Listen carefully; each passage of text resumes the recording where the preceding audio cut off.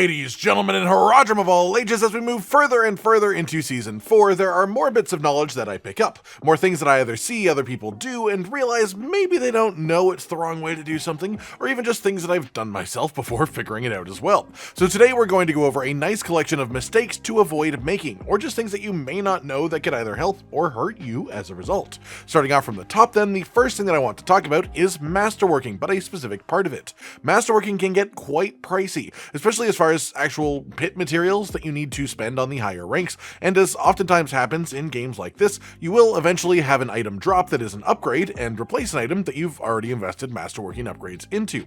When this happens, don't sell the item for gold, salvage it at the blacksmith. This will refund a portion of the actual masterworking materials themselves that were used on the item. It's not a full refund by any means, but it is quite a noticeable amount, especially on items that have more upgrades on them to begin with. So this is just a really easy way to recoup some of the cost that you have spent when you are upgrading your gear. On a similar note to that one, this is a tip that has been around since the game launched really, but it is far more relevant now than ever, which is when you salvage equipment that has gems inside of it already slotted in, the gems will come out of it automatically for free. This matters because I still often see people go and use the remove gem option at the jeweler before salvaging an item, just because they are afraid that it will destroy the gems if they do that. But that doesn't happen. You just get the gems back, so you're wasting gold by doing that. However, if you are going to sell the item, you should probably get the gems out of it. On the topic of gems then, that does bring us to a big thing that applies specifically to Season 4, which is the existence of gems in armor slots that give various main stats in high amounts. This is a new thing this season, and the all stats affix has also been removed this season from any non-unique pieces of gear, which makes it a lot harder to hit some of the stat requirements on different paragon nodes that we used to hit regularly. This can cause a lot of people to be missing some relatively important stats, including a lot of defense most notably, but these are pretty easily recouped by using the royal versions of the stat gems for plus 100 to each of the stats that you actually need to hit these breakpoints. Usually you only need one or two of these at most depending on the build, but having those in, as long as you know when to use them, can absolutely be worth a fair amount more than just having a ruby in your armor. While we're here, it's also worth talking about vendors. Vendors have always had some surprisingly high value in the game. Previously they could sell rare items of insanely high value, but the RNG chance of this was pretty low, and now with rare items just being officially completely useless in the endgame these days, you might assume that means that vendors are also no longer worth using, but no, not only can vendors now sell legendaries, but on top of that, they can even sell legendaries with greater affixes, as crazy as that is to say. So yes, while the chances of you seeing something like this are not at all likely each time you check the vendor, the chances of it happening eventually are actually relatively high. So just check in with your local vendors when you're in a town around once an hour when they reset, and one day you might even have something like this happen for yourself. And while talking about legendaries and greater affixes, one thing that I have talked about before but feel like I should always really repeat myself on is just the general practices and information around tempering to avoid breaking your powerful items. First things first, this testing done by a player done by the name of Stry, not a massive sample size but still 300 rolls, which is more than a reasonable one to go from, and this generally indicates that there seems to be a weighting of different affixes on each tempering manual, in the sense that the developers chose some stats on each one and said that they think they're more powerful, so they should show up less frequently when you roll that manual, and that seems to be something that may be affecting your tempers if they chose a stat that you are looking for. On top of that, you need to just know how important a temper is to your build. If you are a Bash Barbarian, for example, Bash Cleave on a high roll is more important than the entire rest of your weapons, but for most builds and most items, that isn't the case, and in the more standard cases, you want to focus more on having the correct affix on a piece of gear, more than having a high roll of the right affix, especially when rolling tempers on high value items with greater affixes too, because you don't want to just turn them into trash. Sixth up then, we have a concept that seems to be just more and more advisable the further into the season that we get, which is stop using most uniques. Specifically, of course, there are some that are full on build enabling and required, but outside of those ones, which is usually one or two per build, even including things like uber uniques too, you shouldn't just be using uniques for the sake of using them anymore. In the old system, it was super justifiable for the effects themselves, but now with the addition of tempering as a system and the fact that you can get two chosen personalized affixes on any legendary that you can't have on a unique, it just sort of tips the balance really hard in favor of legendaries in the vast majority of situations. The exceptions are things like maybe your pants or helmets, unless you have really high tier utility tempers, just because there are good alternate options of uniques with good stats to begin with. Overall, the point of this though is to favor legendaries over uniques in the majority of situations right now. That said, uniques these can still be masterworked, and there is one more thing that I do want to talk about in regards to masterworking. I've seen people approach this system in two separate ways, really. I want to talk about why and when each way could be better than the other.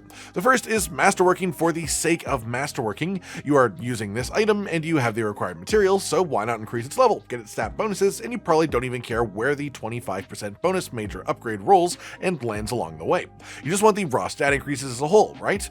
The other way of looking at it is being incredibly particular about your major upgrades and not accepting a bad roll on these. In my opinion, it is almost always better to play it in the second way here.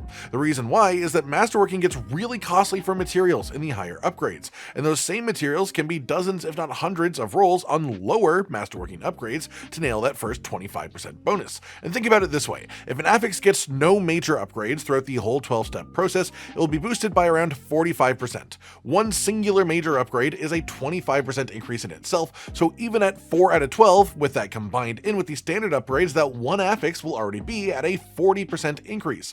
Put simply, if there's any affix at all on a piece of equipment that is more valuable than the others, focus it with masterworking. Don't just do it willy-nilly. It is more efficient for materials and you will get far more out of it in the long run. Then this next one is a bit more of an abstract concept, which is understanding the state of your class. The game updates relatively frequently, and very little of this information is actually announced inside of the game anywhere. You have to actively be on the lookout for news of this type of things, mostly outside of the game, and if you aren't, you could miss some very major things. For example, up until literally a few days ago, there were multiple Sorcerer legendary aspects, Paragon nodes, and parts of their skill tree that affected damage to vulnerable enemies, and after various testing by quite a lot of different sorcerers at this point, they all but confirmed it just wasn't working correctly, even though Blizzard disagreed in the short term, but it looks like after being corrected, they actually looked into it a bit further and agreed that something was a little bit off, and they fixed it. And you may notice now that the Sorcerer's highest pit run completions is now much more comparable to every other class after that hotfix happened.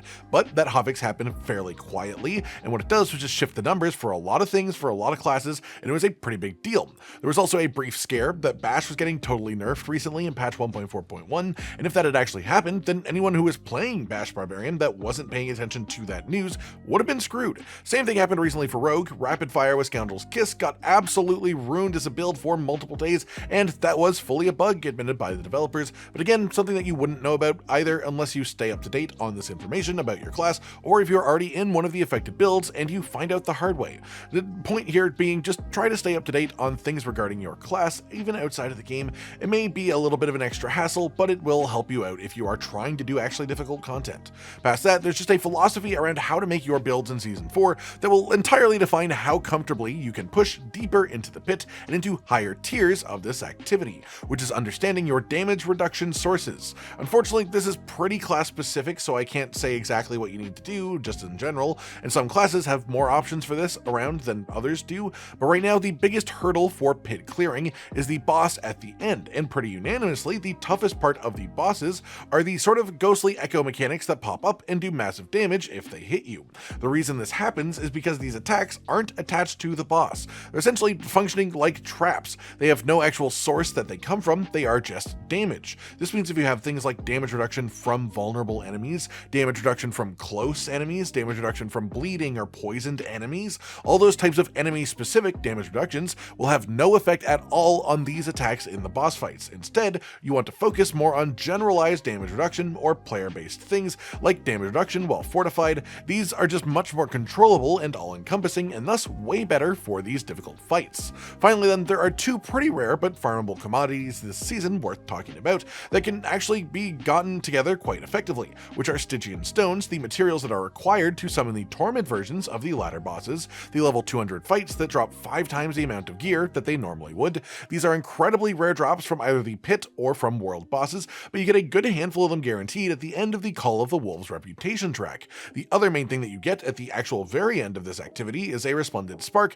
again repeatable on second characters, and a Resplendent Spark is essentially just 1/4 of a chosen uber unique from you. You can get this filled out completely in under 10 hours really from a fresh character if you're interested in doing so, which gets you both of these sets of goodies and, well, of course, also gets you another character to actually play the game with in Endgame. So just a really cool thing to consider engaging with if you have been considering a second character in the first place, especially with the Mother's Blessing event coming up. That just about does it for today then, everyone. Just a nice collection of things that I think people should either be more aware of or just ways to avoid making mistakes mistakes that I've made myself or seen others making, all with the goal of making Season 4 even more enjoyable as much as possible for everyone. Like if you liked the video, subscribe to the notification bell for more, and most importantly, ladies and gentlemen, until next time, stay sweet.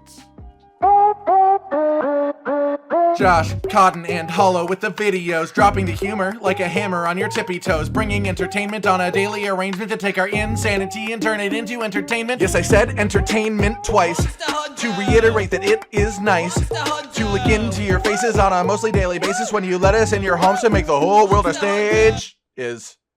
Goodbye.